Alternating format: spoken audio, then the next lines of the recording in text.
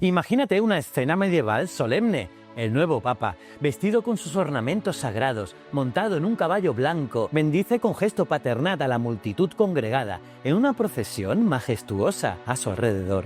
Cardenales, incienso, campanas, hasta que de repente algo inesperado sucede. El papa palidece, se agarra al vientre y ante la mirada atónita de fieles y clérigos se desploma en mitad de la calle y da a luz a un bebé. Sí, como lo oyes, el papa da a luz. Este es el centro de una de las leyendas más escandalosas, extrañas y fascinantes de la historia eclesiástica.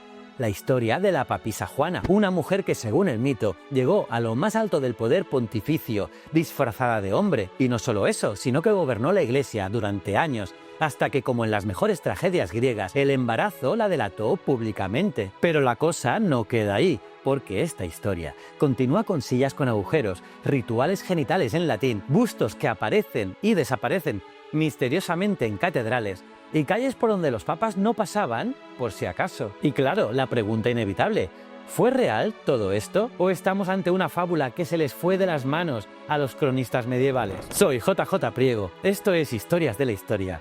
Y aquí se cuenta la historia de otra forma. ¿Quieres saber más? Acompáñame.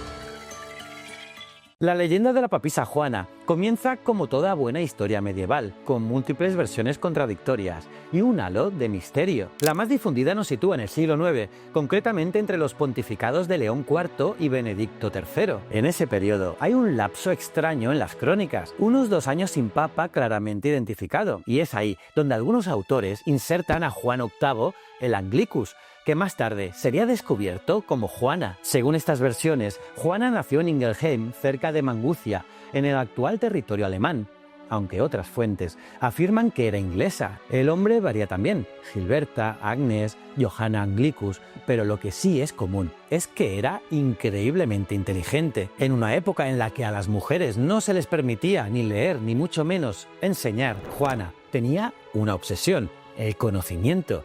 Así que, ni corta ni perezosa, decidió disfrazarse de hombre, tomar el nombre de Johannes y unirse a una escuela monástica. Allí no solo no fue descubierta, sino que brilló como teóloga, oradora y pensadora. Su fama como erudito fue tal que llegó a la curia romana y tras años de ascenso fue elegida papa por aclamación. Y ahora, haz una pausa, imagina lo que eso significa: una mujer en el corazón del poder más patriarcal del planeta, engañando a todos durante años, no como una broma, no como infiltrada puntual, sino como la autoridad máxima del mundo cristiano. Si fuera cierto, sería una de las hazañas más increíbles y trágicas de la historia humana, pero todo se vino abajo literalmente en una procesión papal. Aquí las versiones vuelven a variar. Algunas dicen que fue entre San Juan de Letrán y San Pedro, y otras que ocurrió en una callejuela entre el Coliseo y la Basílica. Según la historia, Juana sufrió las contracciones del parto durante la procesión, montada en su caballo,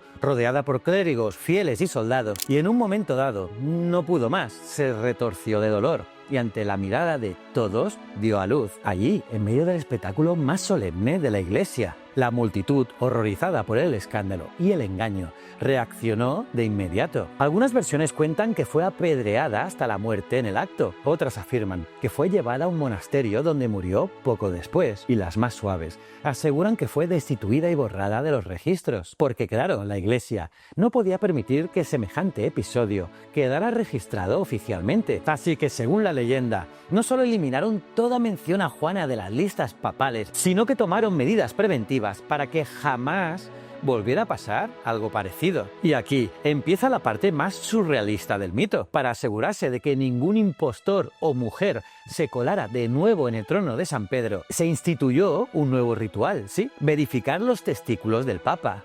Sí, tal cual lo oyes. Se diseñó una silla especial de mármol rojo con un agujero en el centro y el Papa electo debía sentarse en ella con sus túnicas levantadas, mientras un diácono joven y con poca vergüenza se colaba debajo y con solemnidad le palpaba eso.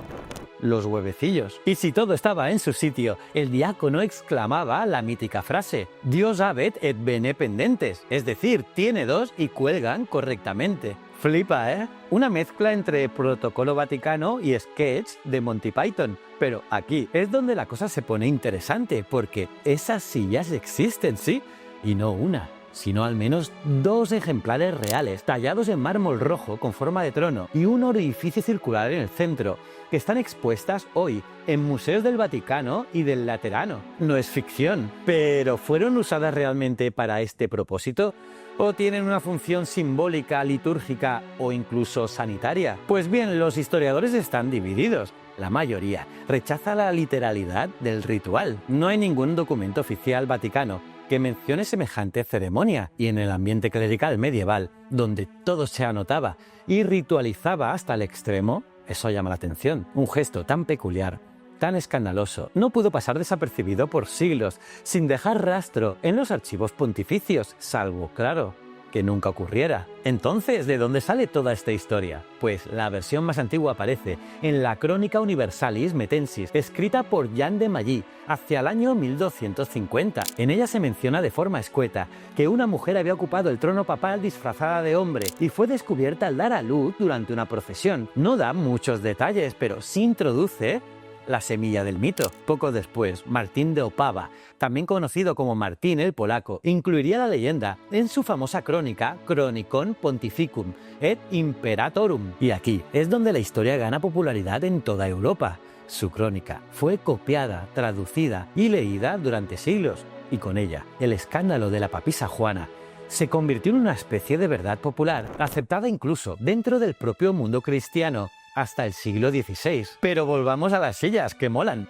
Algunos académicos han planteado que estas sillas con agujero pudieron tener un uso simbólico o litúrgico. Una de las teorías más interesantes sugiere que podría haberse utilizado como parte de un ritual de humildad papal. Al sentarse en un trono que recordaba a un inodoro, sí, a un váter, el nuevo papa se veía recordado de su humanidad, de su naturaleza mortal y corruptible, incluso en medio de su exaltación divina. Algo así como que sí, ahora eres el vicario de Cristo en la tierra, pero no te olvides de que también tienes que ir al baño. Pero bueno, después de todo, lo que sí sabemos es que la leyenda cuajó.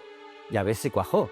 Tanto que dejó huella incluso en el urbanismo y el arte. En Roma durante siglos hubo una calle entre San Juan de Letrán y el Coliseo por la que los papas evitaban pasar en procesión. Sí, Vicus Papisae, es decir, el callejón de la papisa. Casualidad. Y en el arte, la papisa Juana también aparece. Un ejemplo célebre es el de la Catedral de Siena, porque allí en el siglo XV se colocaron una serie de bustos de todos los papas y uno de ellos tenía el nombre de papisa Juana. Sí, como lo oyes, durante un tiempo, el rostro de Juana estuvo en piedra, visible para todos los fieles. Luego fue retirado, claro, pero estuvo allí, lo cual indica que para muchos cristianos del siglo XV, la existencia de Juana no era una locura, sino una realidad aceptada. Y si crees que la historia no fue más allá, agárrate, porque también hay quien relaciona a la papisa Juana con el tarot, la carta de la papisa o la sacerdotisa. Aparece en muchos mazos antiguos, sí, y aunque en teoría representa la sabiduría oculta o el conocimiento místico, algunos historiadores creen que su origen visual y simbólico podría estar relacionado con esta leyenda. En definitiva, aunque no tengamos pruebas directas de su existencia, lo que sí tenemos es un impacto cultural profundo. Durante siglos, la idea de que una mujer engañó al clero y se sentó en el trono de San Pedro incomodó, fascinó y alimentó todo tipo de discursos. Para algunos autores protestantes de la Reforma, como Matías Flacius, la historia fue un arma perfecta para atacar al papado, al que consideraban corrupto y decadente. Para otros era una sátira, un cuento moral, una fábula para reírse del exceso del poder masculino. Y para ciertas lecturas femeninas actuales, la historia de Juana representa una fantasía subversiva, la posibilidad de que incluso en un sistema cerrado y machista, una mujer pudiera infiltrarse y gobernar, no por la fuerza, sino por el intelecto. Entonces, para terminar, ¿qué fue realmente la papisa Juana? Pues la verdad es que no lo sabemos, y probablemente nunca lo sabremos con certeza. No hay documentos firmados por ella, no hay tumba. Solo huecos, sospechas, escrituras, rituales, calles y muchas ganas de creer. Pero lo que sí es seguro es que la historia de Juana ha sobrevivido más de 2000 años y lo ha hecho sin papeles, sin bulas, sin canonización, solo a través de la tradición oral, el arte y la imaginación colectiva. Y eso en sí mismo ya es un fenómeno histórico digno de estudio. Así que dime tú, ¿existió Juana? ¿Fue una mujer con agallas que llegó al trono papal? ¿O fue solo una invención provocadora que se les fue de las manos a los cronistas? ¿Y lo de la silla? ¿Es una prueba o una broma que se hizo muy famosa? Déjamelo en los comentarios, dale like a este vídeo si te ha gustado, que es gratis y nos ayuda muchísimo. Y no olvides suscribirte para no perderte ninguna de nuestras historias. Además, si quieres saber más de historia, incluso de ciencia, puedes seguirme en mi Instagram, jjpriegotv, porque allí cuelgo contenidos que seguro que te molan. Y recuerda, el conocimiento es un requisito esencial para la supervivencia. Nos vemos en el próximo vídeo. Muchísimas gracias.